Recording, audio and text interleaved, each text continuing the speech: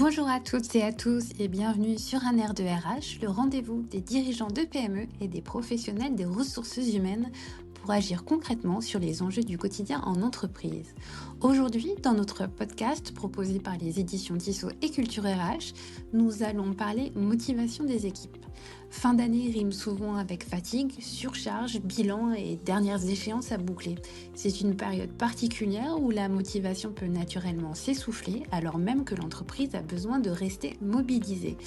Alors comment, en tant que manager ou dirigeant, rebooster vos équipes sans ajouter une dose de pression supplémentaire? Je suis Pauline Correa et pour en parler, j'ai le plaisir de recevoir aujourd'hui Marie de Sarieux, coach en développement professionnel.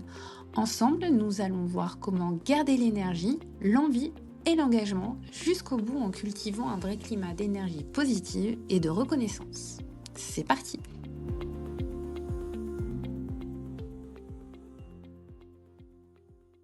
Bonjour Marie! Bonjour Pauline. Alors, merci beaucoup d'avoir accepté notre invitation. Vous accompagnez les dirigeants et les managers à renforcer leur posture et leur leadership pour développer les équipes et accroître la performance collective.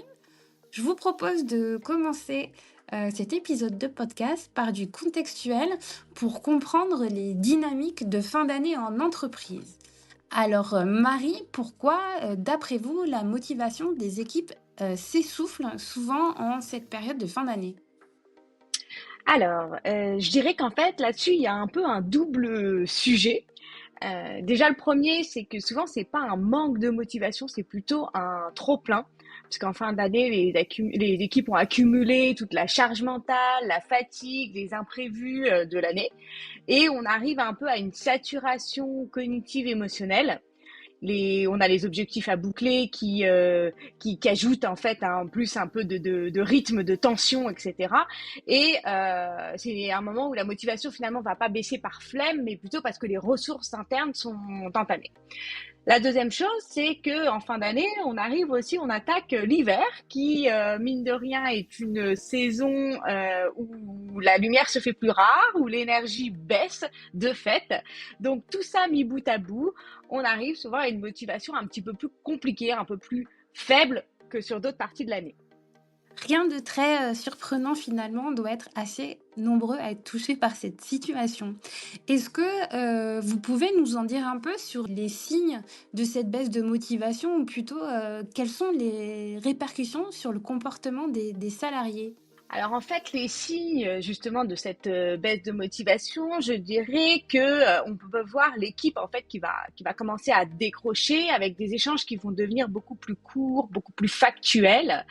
On a aussi moins de d'humour, de créativité. Voilà, toutes ces tendances-là vont tendance à disparaître et on voit apparaître du retrait, des retards, un peu de tension.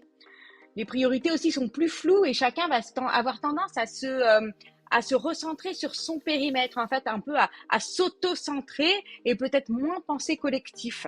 En fin de compte, je dirais qu'à ce moment-là, en fait, la, les motivations, en fait, la motivation intrinsèque, c'est-à-dire ce qui va nous motiver, le sens, le cap, en fait, que l'on va essayer de tenir pendant l'année, va être un petit peu touché et souvent on a besoin de réajustement. D'accord. Alors bon, est-ce que c'est une baisse de motivation ou simplement un besoin de récupération? Comment on différencie ça? En fait, la motivation, c'est le sens. Je parlais de sens tout à l'heure, c'est le sens, c'est l'élan, alors que la récupération, c'est la recharge. On confond souvent les deux. Or, en fait, une baisse de rythme ne veut pas dire qu'on est démobilisé, qu'on est dans le fond démotivé. En fait, c'est souvent une autorégulation, un besoin assez sain de prendre une pause pour réussir à retrouver justement cette force et cet élan vers le reste. C'est assez cyclique finalement ces besoins en récupération et on a certes juste avant les vacances d'été, mais on a aussi comme ça sur cette fin d'année un besoin qui se fait souvent ressentir. Pas de panique du coup, pour nos auditeurs, cette baisse de motivation, ponctuelle est pas forcément un signal négatif du coup, mais même, plutôt quelque chose lié au rythme naturel du corps. Mais Marie, on ne va pas être fataliste avec ce côté cyclique. Vous êtes là avec nous aujourd'hui et je suis sûre qu'il y a plein d'actions à amorcer pour contrer ou on va dire plutôt adoucir ce ralentissement. Alors je vous propose d'enchaîner et d'aborder le rôle que peuvent jouer les managers et les dirigeants dans le maintien de la motivation collective. Comment on fait concrètement pour incarner une énergie positive en tant que manager ou dirigeant sans être dans une motivation forcée ou surjouée? Alors, en fait, je dirais que le rôle du manager dans ces périodes-là, ça va pas être de, entre guillemets, de remettre du carburant au sein de l'équipe, mais plutôt de réactiver tout ce qui est lié au sens, au lien.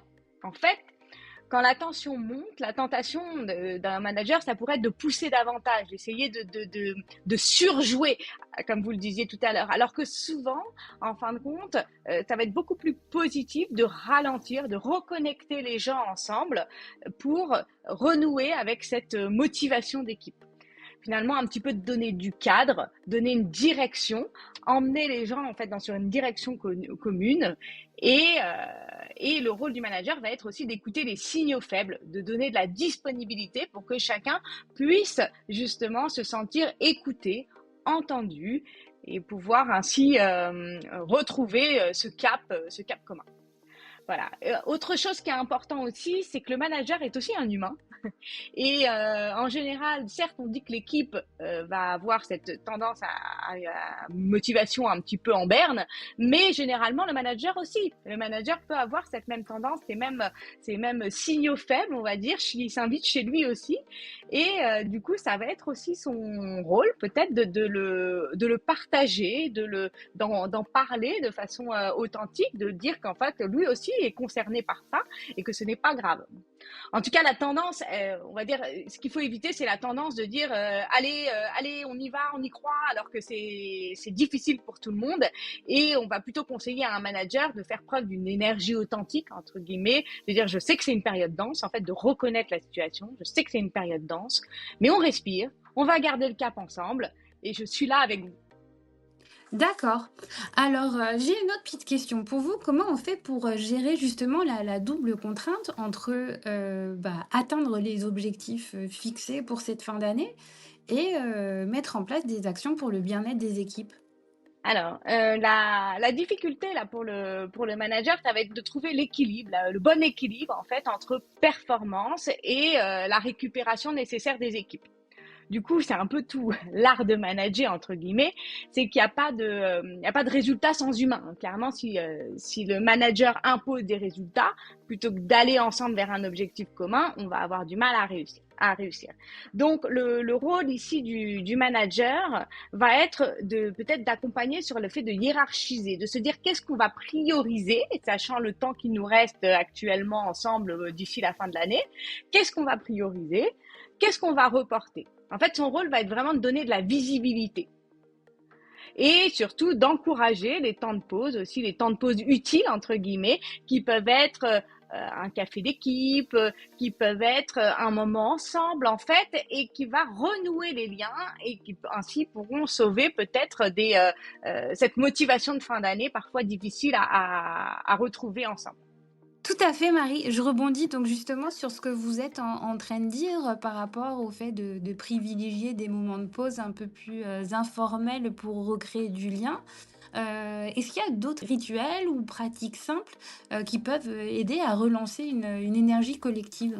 Oui, bien sûr, ça peut être aussi tout ce qui est lié au débriefing, en fait, de débriefer, qu'est-ce qui s'est passé sur cette année, de refaire, en fait, de prendre un pas de recul, je dirais, et de se demander ensemble qu'est-ce qui s'est passé de cette année, qu'est-ce qui s'est passé de bien, qu'est-ce qui s'est passé de moins bien, de travailler aussi tout ce qui va être lié au feedback. Alors, quand je parle de feedback, ça va être le feedback du manager vis-à-vis des équipes, mais ça peut être aussi des équipes vis-à-vis des managers. Moi, j'aime beaucoup cette notion de feedback 360 et de ces moments de célébration. Comment on fait pour célébrer nos réussites?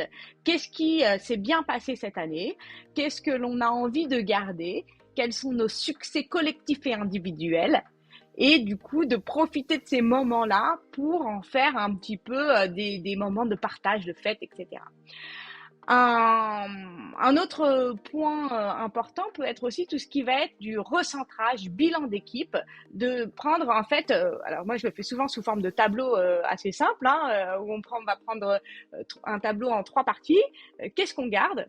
Qu'est-ce qu'on laisse de côté et qu'est-ce qu'on va améliorer pour l'année à venir. Et là, ça peut être un travail qu'on peut faire tous ensemble. Chacun va arriver grâce à des post-it à essayer de remplir qu'est-ce que lui pense garder, lâcher ou améliorer et ainsi se trouver des axes de réflexion pour l'année suivante.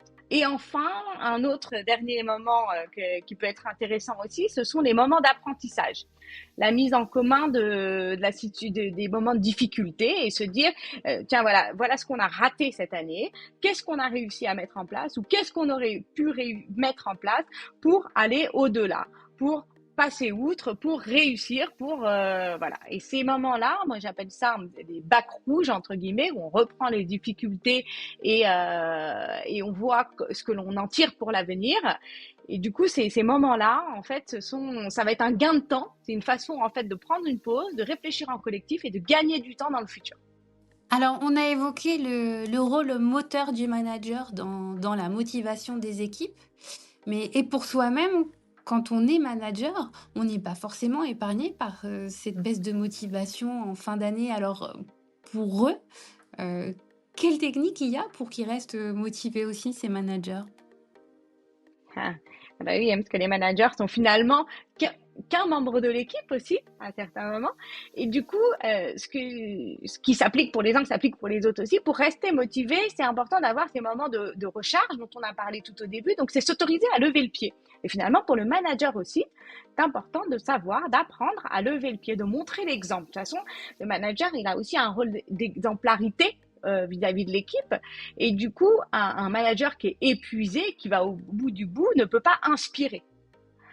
Donc, s'autoriser à lever le pied, prendre un peu de recul, prendre soin de soi, c'est ce qui va lui permettre de tenir dans la durée. Et pendant ces moments de pause, c'est l'occasion de se questionner à la fois sur soi, qu'est-ce que j'ai fait de cette année, on peut reprendre ce qu'on a dit pour l'équipe tout à l'heure, hein. Qu'est-ce que je garde, qu'est-ce que j'améliore et qu'est-ce que je laisse de côté à venir. Et du coup, en fait, c'est une façon de se l'appliquer à lui-même et de prendre ce temps de pause pour se poser, pour revenir aussi à soi et à la manière dont on a passé notre année. Un autre point, ça peut être où sont aussi mes sources d'énergie.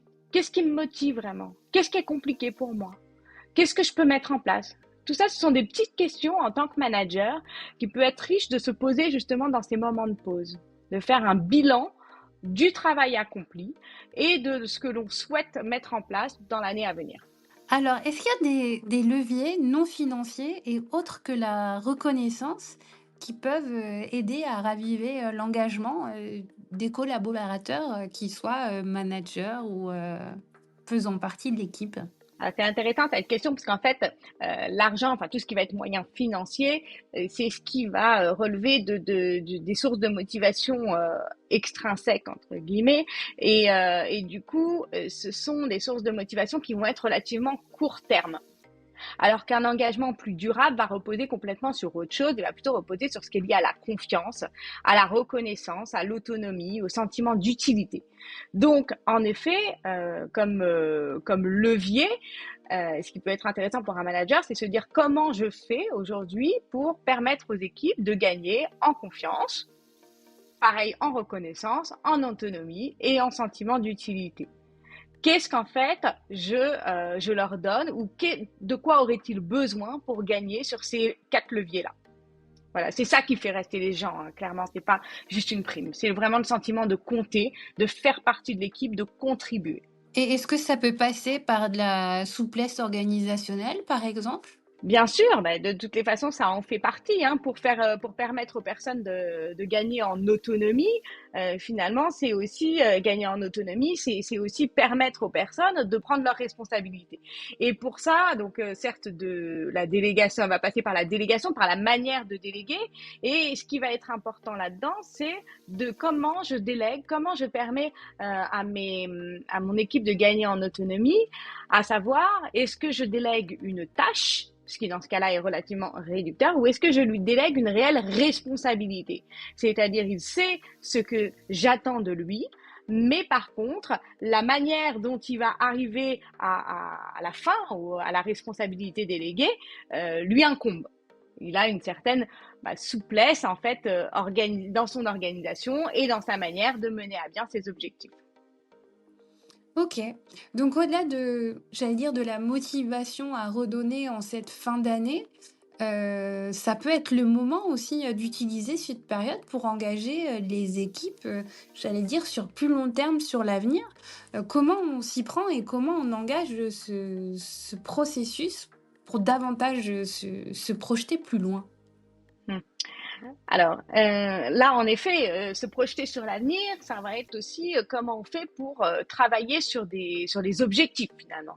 Comment on fait pour fixer ensemble, et moi j'aime bien ce mot ensemble, de co-construction, vers où veut-on aller en tant qu'équipe? Comment on co-construit nos intentions? Finalement, plutôt que d'imposer des objectifs, plus on va les co-construire, plus les personnes vont se sentir responsables, vont se sentir encore une fois, une personne qui compte, qui est utile au sein de l'équipe.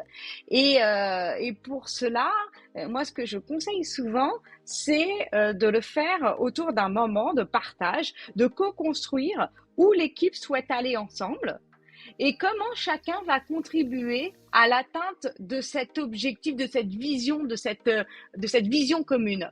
Comment, en fin de compte, il va être en mesure de contribuer, quelles seront ses responsabilités au sein de l'équipe pour permettre de faire sa part pour que l'équipe atteigne ses objectifs. Très bien. Du coup, Marie, notre podcast approche de sa fin. Est-ce que vous avez un dernier conseil concret pour bien boucler l'année? Alors, je ne sais pas si c'est pour bien boucler l'année ou si c'est au global, mais finalement, toutes ces questions que je vous ai données là, ce sont en général pas des questions à se poser une fois par an, mais plutôt des outils, des rituels d'équipe à mettre en place toute l'année. Et de s'assurer, moi je dirais que le point clé, c'est de s'assurer qu'on regarde toujours tous dans la même direction. Donc peut-être que ça peut être en fait régulièrement des petits passages, est-ce que c'est tous les trimestres, les semestres, j'en sais rien, de se dire vers où on regarde. Est-ce que tout le monde est toujours aligné? Est-ce que tout le monde a la même direction en ligne de mire? Voilà, c'est vraiment quelque chose d'important parce que une équipe qui avancera dans la même direction avancera ensemble et avancera de manière beaucoup plus efficace que des personnes qui auront des objectifs individuels et regarderont chacun dans un sens qui peut même parfois venir court-circuiter le sens de l'autre. Tout à fait, un alignement finalement qui doit se faire tout au long de l'année et pas forcément dans les périodes un peu de baisse de motivation. Un grand merci, Marie, pour tous vos conseils. Nos auditeurs peuvent vous retrouver sur LinkedIn. Donc, je le rappelle, vous êtes Marie de Sarieux en 2 mots, DE pour 2, et Sarieux, S-A-2-R-I-E-U.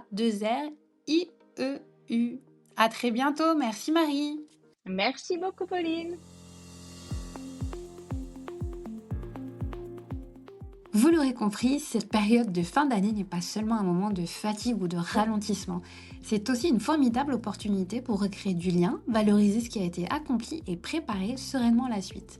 Grâce aux éclairages de Marie Desarieux, nous retenons que la motivation se nourrit avant tout de sens, de reconnaissance sincère et d'une dynamique collective où chacun trouve sa place. En tant que dirigeant et manager, votre rôle n'est pas de pressuriser, mais plutôt d'offrir un cadre, une direction et surtout une écoute authentique. En reconnectant les équipes, en favorisant des moments de pause, de célébration ou encore d'échanges ouverts, vous redonnez naturellement l'élan nécessaire pour franchir la dernière ligne droite. Et n'oubliez pas, pour être un leader inspirant, il faut aussi savoir recharger ses propres batteries.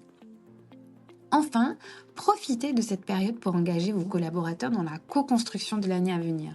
Ce qu'on garde, ce qu'on améliore, ce qu'on laisse derrière nous. Une manière simple et puissante d'aborder l'avenir ensemble avec lucidité et enthousiasme. Merci à toutes et à tous de nous avoir suivis. Si cet épisode vous a plu, n'hésitez pas à le partager autour de vous et à vous abonner à notre chaîne si ce n'est pas déjà fait. Les équipes de Culture RH des éditions Tissot et moi-même vous donnons rendez-vous en 2026 pour une nouvelle saison de Sur un air de RH. D'ici là, prenez soin de vos équipes et bien sûr de vous. À très bientôt.